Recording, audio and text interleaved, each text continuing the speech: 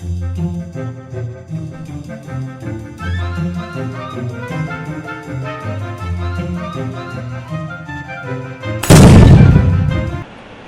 Students, आज हम शुरू कर रहे हैं आपके इकोनॉमिक्स का 4th सेशन, जिसमें हम एक बहुत इम्पॉर्टेंट टॉपिक कवर करने वाले हैं, पीपीसी। होपफुली आप सब एंजॉय कर रहे हो अपनी स्टडी, और साथ साथ में हम जो शेयर कर रहे हैं वीडियोस, उनसे आपको अपने सब्जेक्ट में हेल्प भी मिल रही है। आपके फिर भी कोई सजेशंस हैं, किसी भी तरीके के कोई डाउट्स हैं, तो आप प्लीज़ शेयर करिए उनको। इससे हमें भी मदद मिलेगी आपको और बेटर चीज़ें समझाने के लिए। चलिए आज का टॉपिक शुरू करते हैं। इट्स 4th सेशन, ठीक है। तो ये आपका हम शुरू करते हैं। आज का जो टॉपिक रहेगा हमारा, वो टॉपिक रहेगा पीपीसी, जो कि एक बहुत इम्पॉर्टेंट जो है वो हमारा टूल जो है रहेगा इकोनॉमिक्स के अंदर। देखिए, अब तक हमने जो समझा वो हमने मेनली किया कि what is economics, what is economy and what are its central problem. जैसे हमने पहले भी कहा कि सिर्फ प्रॉब्लम का पता लगाना कोई भी सब्जेक्ट के एक्सपर्ट का काम नहीं होता, उस प्रॉब्लम के साथ साथ उसका सल्यूशन भी हमें फाइंड आउट करना होता है। अब आज जो हम टूल समझने जा रहे हैं, वो हमारा टूल एक तरीके से वैसे ही काम करता है जैसे किसी मैकेनिक के लिए, किसी साइंटिस्ट के लिए, या कोई भी अपने फील्ड का एक्सपर्ट है, उस फील्ड के टूल्स उसकी तरीके से काम करते हैं। इकोनॉमिक्स का ही आज हम एक बहुत इंपॉर्टेंट टूल समझने जा रहे हैं, जो आपके हायर एजुकेशन तक आपको समझ में यूज़ में आने वाला है। ये है प्रोडक्शन पॉसिबिलिटी कर्व, और काफ़ी जो है इम्पॉर्टेंट टॉपिक होने के साथ साथ थोड़ा सा टेक्निकल भी रहेगा, तो आप इसको बहुत ध्यान से समझिए। प्रोडक्शन पॉसिबिलिटी कर्व, देखिए इसके नाम से ही हम शुरू करें। प्रोडक्शन की पॉसिबिलिटी बताने वाला कर्व, एक curve that showcase all the possibility of production. अब ये क्या बात हुई, प्रोडक्शन की पॉसिबिलिटी किस तरीके से बताई जा सकती है। आप एक मशीन लगाते हो तो उसकी पॉसिबिलिटी अलग है कि वो कितनी चीज़ें प्रोड्यूस कर सकती है, दूसरी लगाते हो तो उसकी अलग होगी। सेम कौन सी टेक्नोलॉजी की मशीन लगी है, ये भी चीज़ों को डिफाइन करेगी कि कितना प्रोडक्शन हम कर सकते हैं। तो प्रोडक्शन पॉसिबिलिटी कर्व, सबसे पहले ये समझिए, ये सिर्फ इकोनॉमिक प्रॉब्लम को सॉल्व करने का एक टूल है, एक ग्राफ है, ठीक है। चलिए इसको किस तरीके से, प्रोडक्शन पॉसिबिलिटी कर्व, थोड़ा सा इसको डिफाइन करें। It is a curve graph है ये, और इसकी जगह वर्ड आप लिख सकते हो graphical presentation. It is A graphical presentation. हम ये आगे समझेंगे कि ये टूल हमारी इकोनॉमिक प्रॉब्लम पूरा सॉल्व करने में हेल्प कैसे करेगा। आज बस ये समझिए कि ये टूल है क्या। इट इज ए कर्व और ग्राफिकल प्रेजेंटेशन दैट शोज। अब कर्व है तो क्या करेगा, शोकेस ही करेगा कुछ चीजें। That shows all possible combination, all possible combinations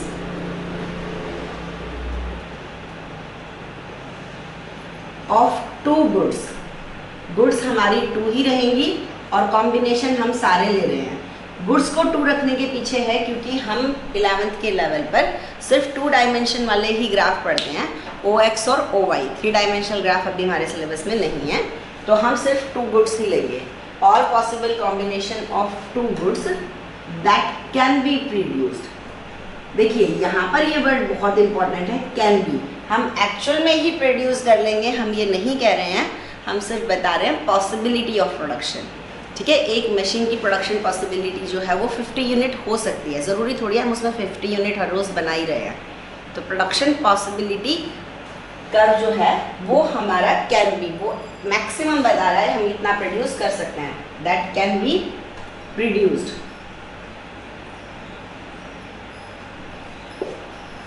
with fuller and efficient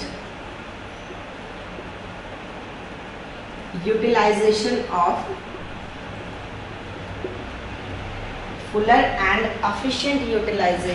of given resources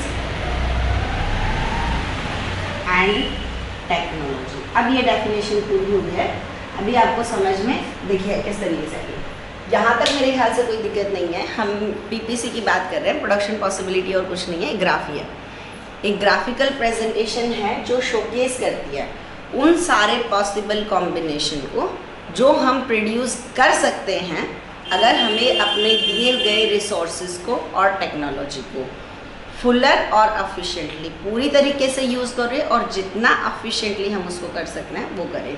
तो वो कब हमारा प्रोडक्शन पॉसिबिलिटी करें। अभी लग रहा है कि अभी तो नहीं आया समझ, चलिए फिर इसको एक एग्जांपल से समझते हैं। मान लीजिए ये एक पीस ऑफ लैंड है और इस पर हमारे पास 4 यूनिट ऑफ लेबर है। ये हमारी लैंड हो गई और एक हमारी मैनुअल तरीके से हम इसके ऊपर एग्रीकल्चर कर रहे हैं, यानी कि गिवन लेवल ऑफ टेक्नोलॉजी भी हो गई। हमने कहा था गिवन रिसोर्सेज एंड टेक्नोलॉजी। हमारे रिसोर्सेज हैं कि मान लीजिए आपके पास एक जो है एक फील्ड है और उसके ऊपर 4 आपके पास यूनिट ऑफ लेबर है और टेक्नोलॉजी हम मैनुअली खेती कर रहे हैं इसके ऊपर। अब हम पता लगाते हैं कि ये खेत के अंदर 2 चीज़ों की कितनी प्रोडक्शन हम मैक्सिमम कर सकते हैं अगर हम ये लैंड लेबर इसको फुलर एंड एफिशिएंटली, यानी हम इसको कहीं वेस्ट नहीं कर रहे हैं और कहीं पर भी हमने लैंड या लेबर को अनएम्प्लॉयड भी नहीं छोड़ा है, वो सब अपने काम पर लगे हुए हैं। तो हम 2 चीज़ों के कौन कौन से कॉम्बिनेशन प्रोड्यूस कर पाएंगे ये हम इसमें समझते हैं। जैसे कि मान लीजिए ये लैंड जो है ये वीट के प्रोडक्शन, एक चीज़ आप समझिए, सभी रिसोर्सेज कम से कम हम ये मान के चलते हैं, कुछ एक्सेप्शनल केसेस हो सकते हैं, all resources are use specific. इसका मतलब क्या होता है कि अगर मान लीजिए आपको कोई एक काम में एक्सपर्टाइज है तो ज़रूरी नहीं है आप सब कामों में भी उतने ही अच्छे होने वाले हो। सो यूज़ स्पेसिफिक होते हैं हमारे रिसोर्सेज। सो रिसोर्सेज जो हैं वो जितने अच्छे एक यूज़ में होते हैं ज़रूरी नहीं है बाकी सब में भी हो। हमारा ये देखिए, हमें ये पता है कुछ लैंड जो होती है वो चाय कॉफ़ी के लिए अच्छी है क्योंकि वहाँ का क्लाइमेट उसको सपोर्ट करता है, कहीं पर वीट राइस ज़्यादा अच्छा प्रोड्यूस होता है, तो ये अलग अलग होता है। और ये अगर हम देखें ये हम लोगों में भी है। एज एन ह्यूमन बीइंग अगर हम कहें कोई किसी काम में बहुत एक्सपर्ट है, अगर उसको दूसरा काम दिया जाए कि सचिन तेंदुलकर को अगर क्रिकेट की जगह किसी दूसरे फील्ड में सिंगिंग में डाल दिया जाता तो उतना अच्छा परफॉर्म नहीं कर पाते हैं, या अमिताभ बच्चन को एक्टिंग की बजाय पर क्रिकेट खेलने के लिए कहा जाए तो वो उतना अच्छा नहीं। हम सबका यूज़ जो है कुछ स्पेसिफिक है, हम जितना अच्छा उसमें डिलीवर कर सकते हैं शायद बाकी फील्ड में उतना अच्छा नहीं कर सकते। इसी तरीके से हम ये मान लेते हैं कि ये ज़मीन वीट के लिए अच्छी है, ठीक है, इस पर वीट ज़्यादा अच्छी क्वालिटी और क्वांटिटी में प्रोड्यूस किया जा सकता है, लेकिन इस पर राइस बोया जा सकता है, लेकिन मान लेते हैं कि ये इतना ज़्यादा सपोर्ट नहीं करता है, क्लाइमेट हो गया या हमारे फार्म का जो है वो आपका सारा स्ट्रक्चर हो गया, तो ये मेनली वीट को ज़्यादा सपोर्ट करता है। तो हमने ये देखा कि वीट और राइस 2 चीज़ें प्रोड्यूस कर रहे हैं। अब आपको ये पता लगाना है कि अगर ये गिवन रिसोर्सेज को वीट प्रोड्यूस करने के लिए किया जाए तो हमारे 2 कॉम्बिनेशन हो गए, 2 गुड्स हो गई, वीट और राइस। पहला हम ऑप्शन लेते हैं कि हम इस पूरे खेत को और ये लेबर को हम सिर्फ और सिर्फ वीट के प्रोडक्शन पर लगाते हैं, हम कोई और चीज़ प्रोड्यूस ही नहीं करना है, हम सारे लैंड और लेबर की हेल्प से सिर्फ और सिर्फ क्या प्रोड्यूस कर रहे हैं, वीट ही प्रोड्यूस कर रहे हैं। वीट प्रोड्यूस कर रहे हैं तो हमारी 10 यूनिट मान लीजिए वीट प्रोड्यूस हुई और राइस कितना प्रोड्यूस हुआ, सिंपल चीज़ है 0, है ना। अगर हमें 2 चीज़ें प्रोड्यूस करनी है विद गिवन रिसोर्सेज तो हमने ये देखा कि हम अगर पूरे रिसोर्सेज को एक ही चीज़ के ऊपर लगा दें तो मैक्सिमम जो हम प्रोड्यूस कर रहे हैं वो हमारी मान लीजिए 10 यूनिट आई। अब सेकंड है, अगर आपसे ये कहा जाए सेम फील्ड के ऊपर हमें थोड़ा सा राइस भी प्रोड्यूस करना है, मैं पहले कह चुकी हूँ कि ये ज़मीन और लेबर वीट के लिए ज़्यादा अच्छी है बजाय कि राइस की। स्टिल हम मान लीजिए राइस जो है उसको प्रोड्यूस करने के लिए काम करते हैं, तो राइस प्रोड्यूस तो कर सकते हैं, लेकिन हमें पहले ही पता है कि सारी ज़मीन को हम वीट के काम पर लगाएंगे तो राइस कहाँ प्रोड्यूस करेंगे। सीधी सी चीज़ है कि हमें क्या करना पड़ेगा, वीट का प्रोडक्शन कम करना पड़ेगा राइस के प्रोडक्शन को बढ़ाने के लिए। तो कोई बड़ी साइंस नहीं हुई। If we want to increase the production of rice, we are bound to decrease the production of wheat because resources are limited. Resources अगर हमारे पास कम है तो एक चीज़ का प्रोडक्शन बढ़ाना है तो दूसरी चीज़ का हमें क्या करना पड़ेगा, ये तो सिंपल सी चीज़ हुई। इसमें ये बात आती है सही इकोनॉमिक्स। तो हमें ये समझ में आ रहा है कि इस चीज़ को अगर हमें बढ़ाना है तो हमें यहाँ पर प्रोडक्शन कम करना पड़ेगा। यहाँ पर हमें प्रोडक्शन क्या करना पड़ेगा, कम करना पड़ेगा। लेकिन कितने से कम करना पड़ेगा? यहाँ पर हमारी 1 यूनिट प्लस हुई, तो हम पहले ले लेते हैं कि मान लीजिए यहाँ पर 1 यूनिट ही हमें माइनस करना पड़ेगा। इतना ठीक है कि इस चीज़ को हमने थोड़ा सा बढ़ाने के लिए इसको हमने माइनस किया। देखिए यहाँ तक कोई मेरे ख्याल से बहुत ज़्यादा मुश्किल नहीं आनी चाहिए। हम बात कर रहे हैं और देखिए ये थोड़ी सी नई चीज़ है, थोड़ी क्या आपके लिए बिल्कुल स्ट्रेच से बिल्कुल नई चीज़ पढ़ रहे हो आप कि ये इकोनॉमिक्स से टूल पढ़ाए जा रहे हैं। इससे पहले आपने कंसेप्ट पढ़ी, उनके बारे में शायद आपका थोड़ा बहुत विजन रहा होगा। ये बिल्कुल एक नई चीज़ है, पहली ही बार में नहीं भी समझ में आती है तो आप इसको दोबारा से सुनिए, समझिए और दोबारा से पढ़कर देखिए बुक में से, तो ये चीज़ें आपको समझ में आएंगी। आप ये समझिए एक बिल्कुल नया टूल हम बता रहे हैं इकोनॉमिक्स में, और इकोनॉमिक्स के टूल मेनली ग्राफ में ही चलते हैं। कैलकुलेशंस, ये जो चीज़ें होती हैं इसी तरीके के टूल होते हैं। तो हम यहाँ पर बात कर रहे हैं कि प्रोडक्शन पॉसिबिलिटी कर्व, हम कर्व की बात अभी कर लेते हैं, बाद में हम एग्जाम्पल समझ रहे हैं कि अगर हमारे गिवन रिसोर्सेज और टेक्नोलॉजी हैं, हम दो चीज़ों के प्रोडक्शन पर उन रिसोर्सेज और टेक्नोलॉजी की हेल्प से काम करते हैं। हमने अपने सारे रिसोर्सेज, आप इसका कोई एग्जांपल ले लीजिए, आप किसी एक फैक्ट्री का एग्जांपल ले लीजिए कि उसके अंदर जितने भी रिसोर्सेज हैं वो एक ही चीज़ के प्रोडक्शन के अंदर लगा दिए जाएँ। तो हम ये पता करना चाहते हैं अगर सारे रिसोर्सेज एक ही प्रोडक्शन में लगा दिए जाएँ तो टोटल आउटपुट कितना जनरेट होगा।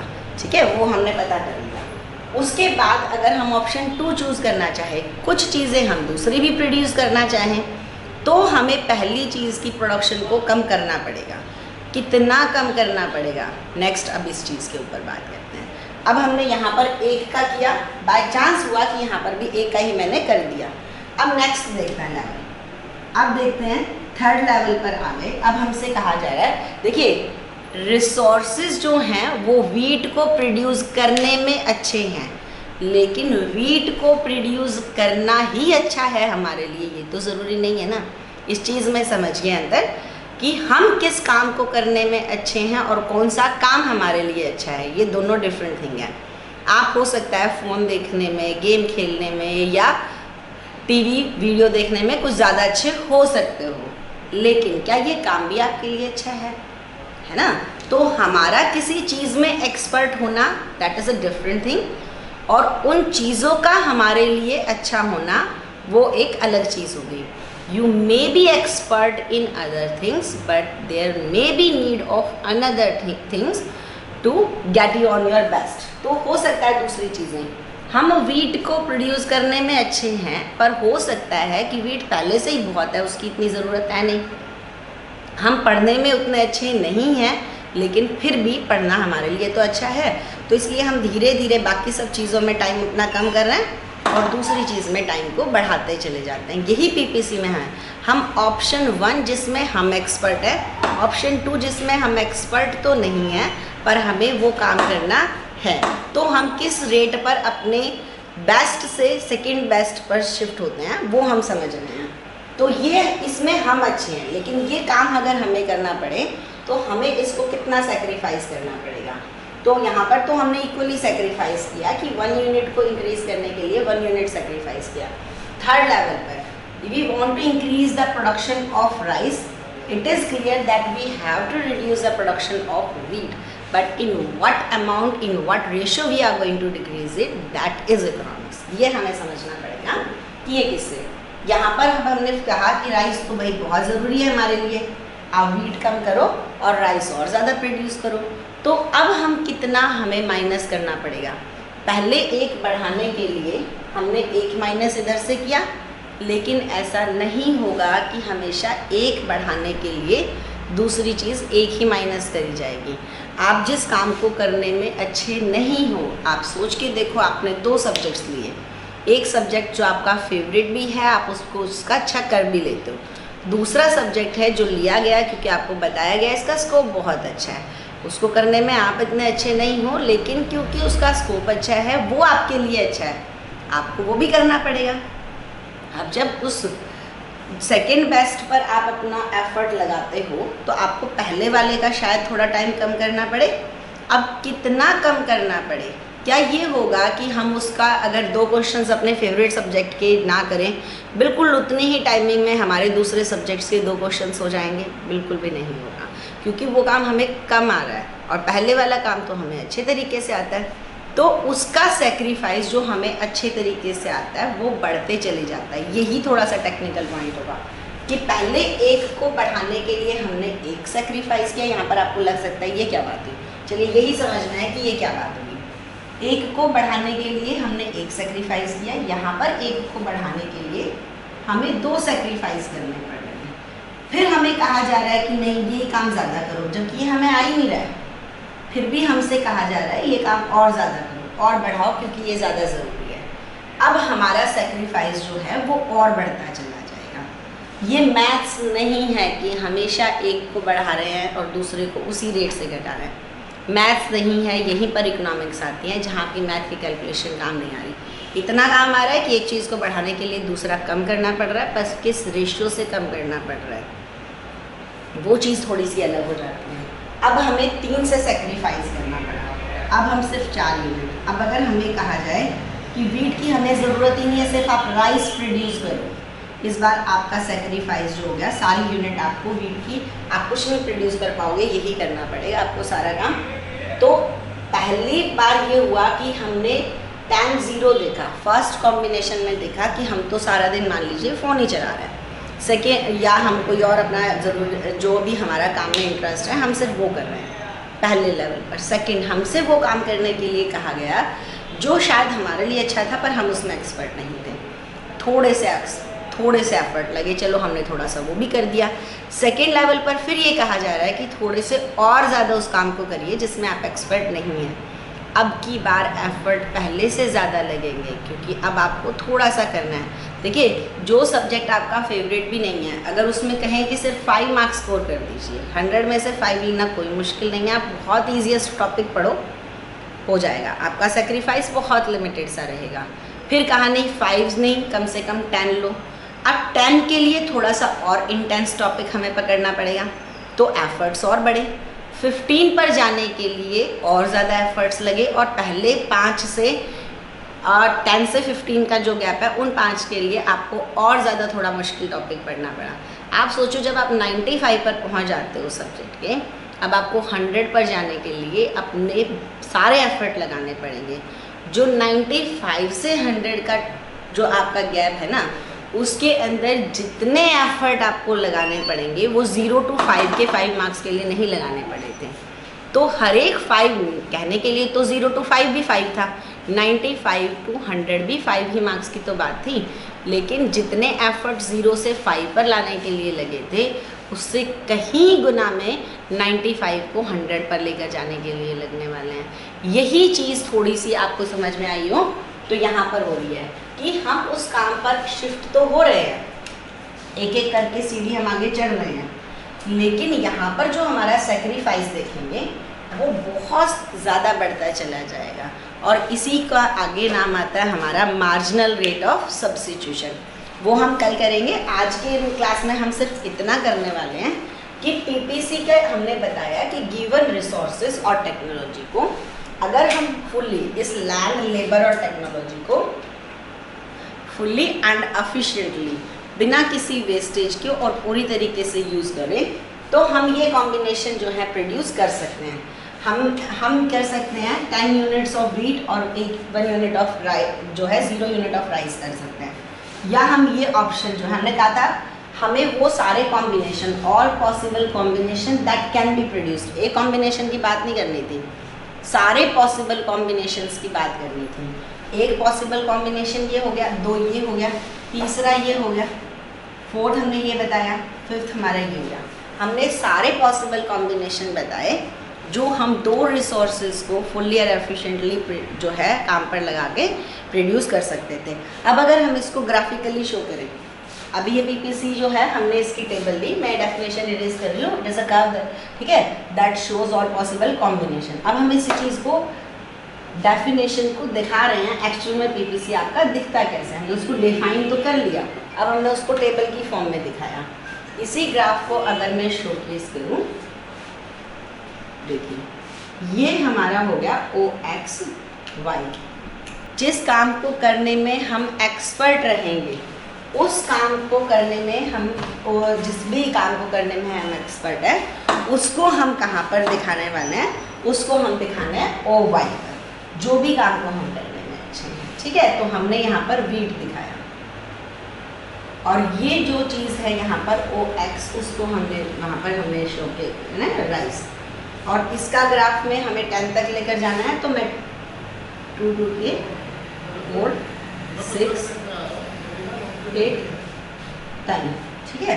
और यहाँ पर सिर्फ 4 ही हैं, 1 2 3 4। तो हमारा फर्स्ट जो कॉम्बिनेशन है 10 units of wheat and no unit of rice, first combination हो गया। सेकेंड कॉम्बिनेशन है 9 and 1, 9 and 1 पे हमारी डॉट यहाँ लग गई है। Third combination is 7 unit of wheat and 2 unit of. Better होगा कि आप साथ साथ इसको बनाकर भी देखें।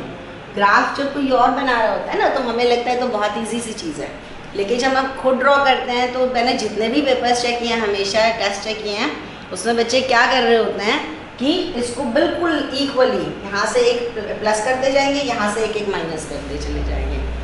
आप जब तक खुद अपने हाथ से टेबल नहीं बनाओगे ना, और ग्राफ नहीं बनाओगे, वो ठीक बन जाएगा, इसकी पॉसिबिलिटी हमेशा कम रहेगी। कोई सामने वाला जब भी टेबल, ग्राफ या क्वेश्चन सॉल्व कर रहा होता है, वो हमेशा आसान लगता है। जब हम अपने आप से करते हैं तो हमें समझ में आता है कि अच्छा यहाँ क्या दिखाना था, यहाँ पर वीट क्यों दिखाया, यहाँ राइस, तब आपको समझ में आएगा अच्छा ये कहा था कि जो चीज़ में हम एक्सपर्ट हैं उसको OY पर दिखाते हैं, यानी जिसको हम सेक्रीफाइस करते जाएंगे, जिस चीज़ को बढ़ाते जाएंगे, वो हमने यहाँ दिखाया। ठीक है, थर्ड कॉम्बिनेशन हमारा हो गया। फोर्थ कॉम्बिनेशन है 4 unit of rice, sorry 4 unit of wheat and 3 unit of rice, and the last option is 0 और 4। ये हमारा, तो हमारी ये कुछ इस तरीके की शेप जो है वो बन गई, यही PPC है। अब इसको डिफाइन करते हैं। जब तो हमने डिफाइन किया था हमें मतलब नहीं समझ में आ रहा था, अब हमने थोड़ा सा एक स्टेप उससे आगे बढ़कर समझा। ये जो ग्राफ दिखाई दे रहा है, ये जो आपको पॉइंट्स जो है हमने ग्राफिकल प्रेजेंटेशन दिखाई ऊपर, ये हमारा PPC बोला जाता है। ये आगे कितनी हेल्प करेगा, ऐसे कैसे कोई ग्राफ टूल का रोल प्ले कर सकता है, वो चीज़ें हम आगे समझेंगे। अभी हमने सिर्फ इकोनॉमिक्स को पढ़ रही 3-4 दिन ही हुए हैं, इतना हमें समझ में आ रहा है, बहुत है। अगर हम इसको पूरा कोर्स करेंगे तभी हमें समझ में आएंगी बहुत सारी चीज़ें। तो इतना आगे आगे जल्दी नहीं चलते हैं, जितना है पहले उसको समझ लें। PPC यही है। अब हम इसको इस ग्राफ को देख के जो है डिफाइन करते हैं। PPC क्या है हम अब डिफाइन करते हैं सिर्फ इसको देखते हुए।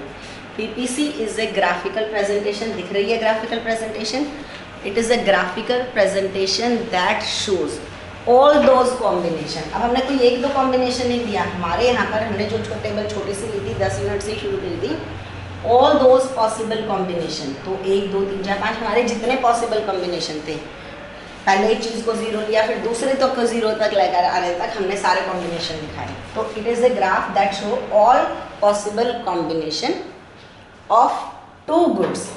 गुड्स कौन सी हुई हमारी, व्हीट और राइस।